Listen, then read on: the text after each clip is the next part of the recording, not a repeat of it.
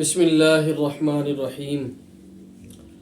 عزیز طلباء، سامعین کرام، ناظرین اعظام، السلام علیکم ورحمۃ اللہ وبرکاتہ۔ پچھلی تختی نمبر 6 کے اندر آپ حضرات کو وہ تختی سمجھائی بھی تھی اور اس میں طلباء کو کیسے کیا کرنا ہے وہ بات بھی بتا دی تھی۔ آج انشاءاللہ تختی نمبر 7 کا سبق آپ کو پڑھایا جائے گا۔ تختی نمبر 7 جو ہے نا، تنوین، اس میں خالی اتنے ہی بات یاد کرانی ہے کہ تختی نمبر 7 تنوین، 2 زبر 2 زیر 2 پیش کو تنوین کہتے ہیں، تنوین والے حرف کو منون کہتے ہیں۔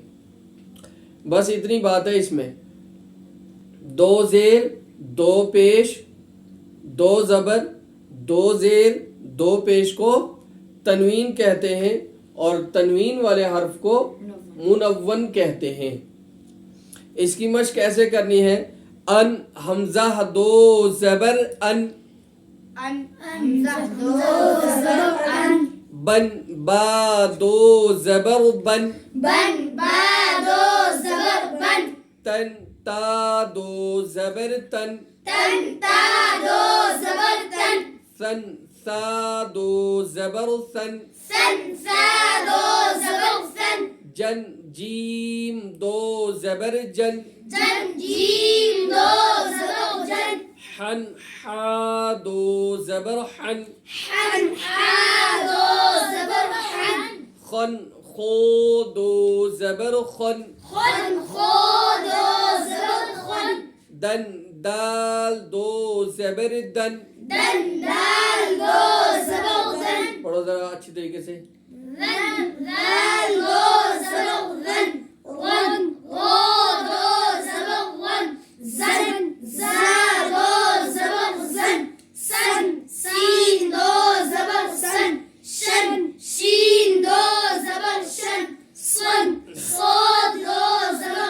نیچے سے پڑھو۔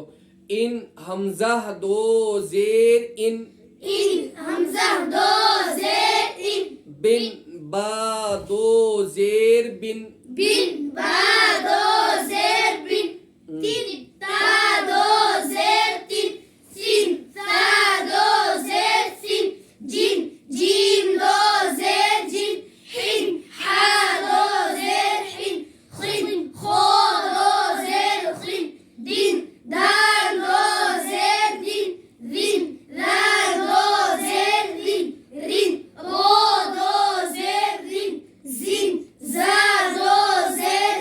ان حمزہ 2 پیش ان، بن با 2 پیش بن، تن تا 2 پیش تن،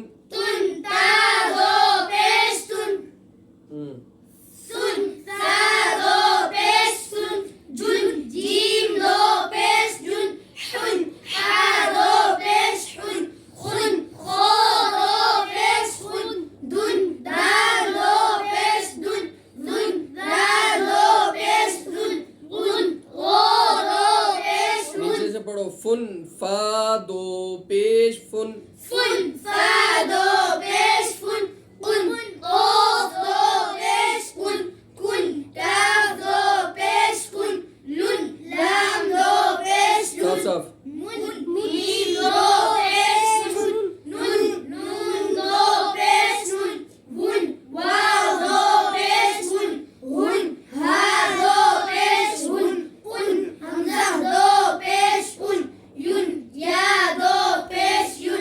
تختی نمبر 8 تنوین و نون ساکن۔ 8ویں تختی جو ہے اس میں تنوین اور نون ساکن کی آواز ایک جیسی ہوتی ہے، اس چیز کو سمجھایا گیا ہے، یعنی عمل کے اعتبار سے اور آواز کے حساب سے تنوین اور نون ساکن ایک طرح کے ہوتے ہیں۔ جس طرح کی آواز نون ساکن کی آئے گی اسی طرح کی آواز 2 زبر اور دو زیر اور دو پیش کی بھی آواز آئے گی. مثال کے طور پر ہم بولتے ہیں بن، با دو زبر بن. اب اسی کے ساتھ اگر دو زبر کو کاٹ کر کے نون لگا دو تو کیسے بولیں گے؟ بن، با نون زبر بن. وہاں بھی بن، یہاں بھی بن. اسی طرح بن، با دو زیر بن. اب اس کو نون ایڈ کرو، کیسے بولیں گے؟ بن، با نون زیر بن. شاباش. اسی طرح دو پیش میں بن، با دو پیش بن. اس میں نون کیسے لگائیں گے؟ با نون پیش بن. ادھر بھی بن، ادھر بھی بن. دو زیر میں ادھر بھی بن، ادھر بھی بن. دو زبر میں ادھر بھی بن اور ادھر بھی بن. اسی لیے انہوں نے کہا ہے کہ تنوین اور نون ساکن کی آواز ایک جیسی ہوتی ہے، یکساں ہوتی ہے. یکساں مینس ایک جیسی آواز ہوتی ہے. تو نون ساکن اور تنوین کی آواز ایک جیسی ہوتی ہے، اس چیز کو اس میں سمجھایا گیا ہے. اسی لیے یہاں پر نیچے جو مشق ہے نا، تو اس میں دو زبر اور ساتھ میں نون ساکن، دو زیر ساتھ میں نون ساکن، دو پیش ساتھ میں نون ساکن کو، دونوں چیزوں کو ساتھ ساتھ میں یہاں پر بیان کیا ہے. تو جس نون پر جزم ہو اس کو نون ساکن کہتے ہیں. جس نون پر جزم ہو اس کو نون ساکن کہتے ہیں. آپ نے پیچھے تختی نمبر 3 میں پڑھا تھا نا کہ جزم والے حرف کو بولو ساکن کہتے ہیں. جزم والے حرف کو ساکن کہتے ہیں. تو گویا کہ جس حرف کے اوپر جزم آ جائے نا ایسے، اس کو کیا بولتے ہیں؟ جزم. اور دوسرے الفاظ میں اس کو بولتے ہیں سکون. کیا بولتے ہیں؟ اس کے دو نام ہیں، جزم بھی اس کا نام ہے اور سکون بھی اس کا نام ہے. اب جب جزم کا نام سکون ہے تو اگر یہ سکون کسی حرف کے اوپر آئے گا تو اس سکون کے کسی حرف کے اوپر آنے کی وجہ سے ساکن بن جائے گا. نہیں ہوتا ہے نہیں؟ تو جزم کا دوسرا نام کیا ہے؟ بولو سکون. زور سے بولو سکون. جزم کا دوسرا نام کیا ہے؟ سکون.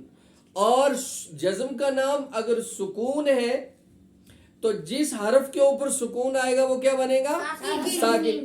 یا یوں کہیے کہ جزم یعنی یہ اس طرح کا جو نشان ہے نا اس کو کیا بولتے ہیں؟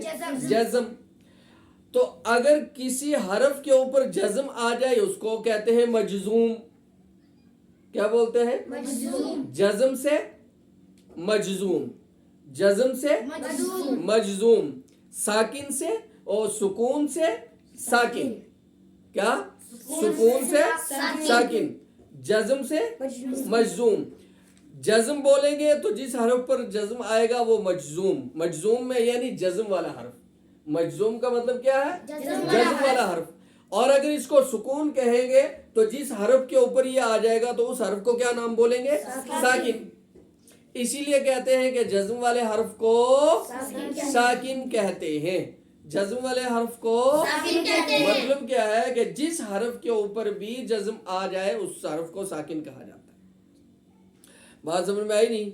تنوین اور نون ساکن کی آواز ایک جیسی ہوتی ہے، یکساں ہوتی ہے، مینس ایک جیسی ہوتی ہے. اس کی مشق کیسے ہوگی؟ آگے نیچے دیکھو قاعدے میں دونوں ہے، دو زبر بھی ہے اور تا نون زبر بھی ہے. ٹھیک ہے نہیں؟ اس کو کٹھے پڑھیں گے، آواز کٹھی دونوں آئے گی. انگلی لگاؤ، دیکھو تن تن. ایک تن پہلے دو زبر کا ہے اور دوسرا تن تا نون زبر تن کا ہے. تو ان دونوں کو بولنا ہے تن تن تن تن. کیسے؟ تن تن ایسے غنہ نہیں آئے گا، جلدی. تن تن. تا دو زبر تن. تا نون زبر تن. اب ڈبل بولو تن تن. آگے تین تین. تا دو زیر تین. تا نون زیر تین. تن تن تن تن تن تن تن تا دو پیش تن تا دو پیش تن تا نون پیش تن تا نون پیش تن تن تن تن تن سن سن سن سن سا دو زبر سن سا دو زبر سن سا نون زبر سن سا نون زبر سن سن سن سن سن سن سن سن سن سا دو زیر سن سا دو زیر سن سا نون زیر سن سا نون زیر سن سن سن سن سن سن سن سن سن انگلی لگاؤ سا دو پیش سن سا دو پیش سن سا نون پیش سن سا نون پیش سن سن سن سن سن بولا آگے جن جن جیم دو زبر جن جیم نون زبر جن جن جن جن جن جیم دو زیر جن جیم نون زیر جن جن جن جن جن جیم دو پیش جن جیم نون پیش جن جن جن جن جن اتنا زیادہ گنہ نہیں کرنا میری طرف دیکھو سارے میں فائدے کے یہاں قاعدہ نہیں ہوں فائدے کے طور پر بات کہہ رہا ہوں غنہ کی دو قسمیں ہیں بولو غنے کی دو قسمیں ہیں ایک ہوتا ہے غنہ آنی اور ایک ہوتا ہے غنہ زمانی بولو منہ سے غنہ زمانی غنہ آنی اور غنہ زمانی غنہ آنی کا مطلب یہ ہوتا ہے کہ وہ غنہ دیسی حساب سے سمجھا رہا ہوں غنہ آنی کہتے ہیں کہ ایسا غنہ کرنا کہ جس میں غنہ تو ہو لیکن وقت نہ لگے غنہ تو ہو لیکن وقت نہ لگے ٹائم نہ لگے کیونکہ غنہ کی مقدار کتنی بولی ہے کہ غنہ کو ایک الف کے برابر کھینچتے ہیں نہیں نون مشدد اور میم مشدد کے اوپر اگر غنہ آ جائے تو غنہ کریں گے اور تشدید آ جائے تو غنہ کریں گے اور غنہ کی مقدار ایک الف کے برابر ہے اور ایک الف کی مقدار کتنی بتائی تھی بند انگلی کو کھولنا یا کھلی ہوئی انگلی کو بند کرنا یہ کھلی ہوئی انگلی ہے اس کو بند کرنے میں جتنا ٹائم لگا یا یہ بند انگلی ہے اس کو کھولنے میں جتنا ٹائم لگتا ہے اتنی مقدار ہے الف مد اس کی غنہ کی یعنی اتنا لمبا غنہ کریں گے سمجھے ان یعنی ثم سمجھے وما ہم بھی تو بات سمجھ میں آئی نہیں تو یہ غنہ ہے غنہ کی مقدار ایک الف کی ہے اور ایک الف کی مقدار کتنی ہے کہ جتنا وقت لگے بند انگلی کو کھولنے میں یا کھلی ہوئی انگلی کو بول یار بند کرنے میں جتنا ٹائم لگتا ہے وقت لگتا ہے وہی مقدار ہے ایک الف کی یہ تو اس کو بولتے ہیں غنہ زمانی اس کو کیا بولتے ہیں غنہ زمانی یعنی زمانہ لگتا ہے زمانی کا مطلب کیا ہوتا ہے جس میں زمانہ لگے ٹائم لگے وقت لگے اس کو غنہ بولنا یار اس کو غنہ زمانی کہا جاتا ہے اور ایک غنہ وہ ہوتا ہے کہ جس میں غنہ تو کیا جائے لیکن اس میں وقت نہ لگے اس میں وقت اس کو کہتے ہیں غنہ آنی یعنی آنن فانن فوراً جلدی وقت نہیں لگتا تو یہ غنہ آنی کرنا پڑتا ہے کیا یہ غنہ آنی کرنا پڑتا ہے اور یہ کہاں ہوتا ہے تنوین پر بھی ہوتا ہے نون ساکن پر بھی ہوتا ہے میم ساکن کے اوپر بھی ہوتا ہے بات سمجھ میں آئی نہیں حرف کی بقا کے لیے حافظ صاحب کیا حرف کی بقا کے لیے اگر غنہ آنی میم ساکن میں یا نون ساکن میں تنوین میں نہیں کریں گے تو وہ جس حرف کے اوپر آپ نے سانس توڑ کر کے غنہ آنی کرنا تھا اس کا وجود ختم ہو جائے گا جیسے میں آپ کو میں پڑھ کے سناتا ہوں دیکھنا ذرا میری طرف دھیان سے پہلے میں غنہ آنی نہیں کرنے لگا مجھے بتانا خرابی کیا آئے گی بسم اللہ الرحمن الرحیم کوئی خرابی آئی خرابی آئی کوئی خرابی آئی؟ کیا خرابی آئی؟ پھر دیکھو بسم اللہ الرحمن الرحیم،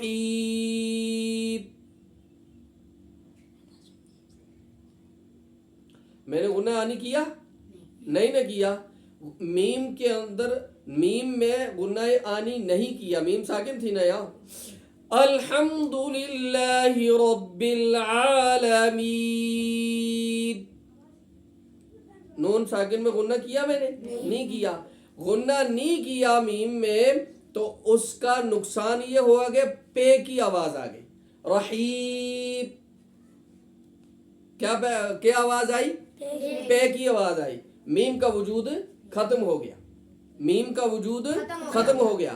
تو یہاں یہ غنہ آنی جو ہوتا ہے غنہ کیا جاتا ہے حرف کے وجود کے لیے، حرف کے باقی رکھنے کے لیے، حرف کی بقا کے لیے غنہ آنی کیا جاتا ہے.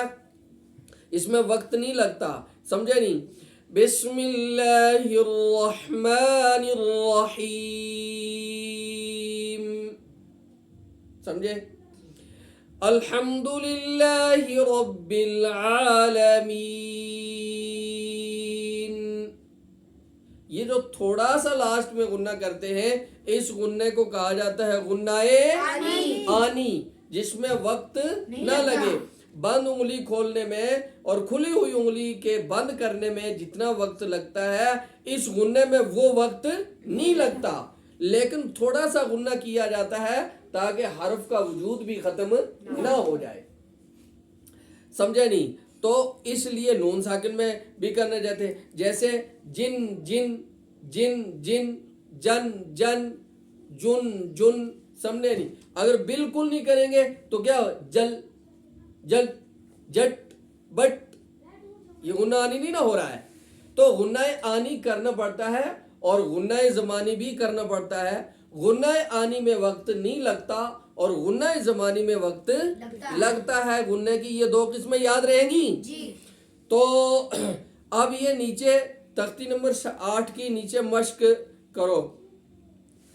عادن، اس کے انشاءاللہ اس سبق کو آگے پڑھائیں گے چونکہ وقت زیادہ ہو گیا ہے. انشاءاللہ اگلے سبق میں اس کو پڑھایا جائے گا.